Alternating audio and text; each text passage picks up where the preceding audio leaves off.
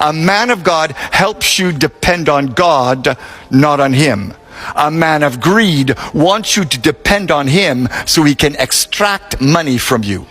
A lot of so-called prophets today charge people money for ministry. The more you pay, the more they pray. Today, many churches and prayer camps charge money for what they call consultation.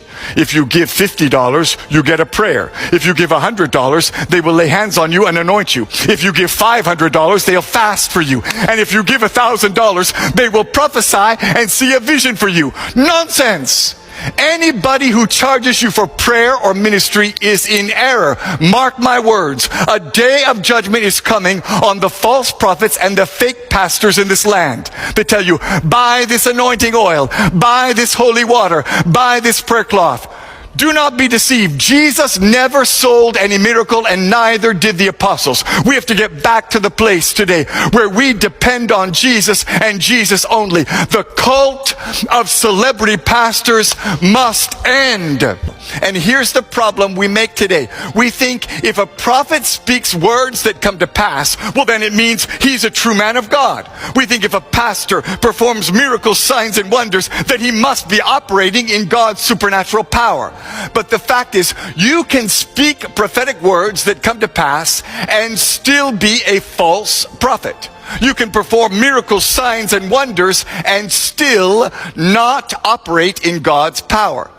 Because this is so important, let me emphasize it and say it again. Deception is not just wrong words, it's also a wrong lifestyle. A false prophet may have the right words and even predict things correctly, but if he has a wrong life, he is a false prophet. There's a pastor in Tanzania who said, because I'm anointed, my feet cannot touch the ground while I'm preaching. He stood on top of his members while he preached. What is that? Nonsense. The pride in pastors today is making God angry. Pastors tell their members, bow down, kneel down, touch my feet. Stop it.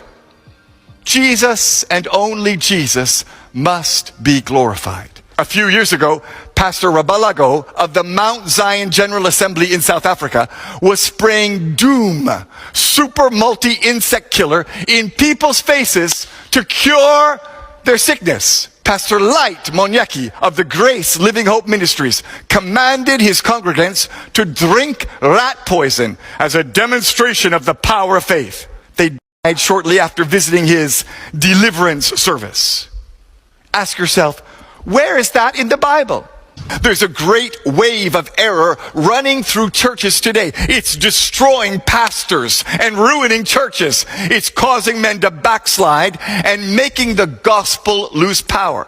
It's making a mockery of the truth and making men lose their faith. It's causing good Christians to turn from the truth and fall into sin.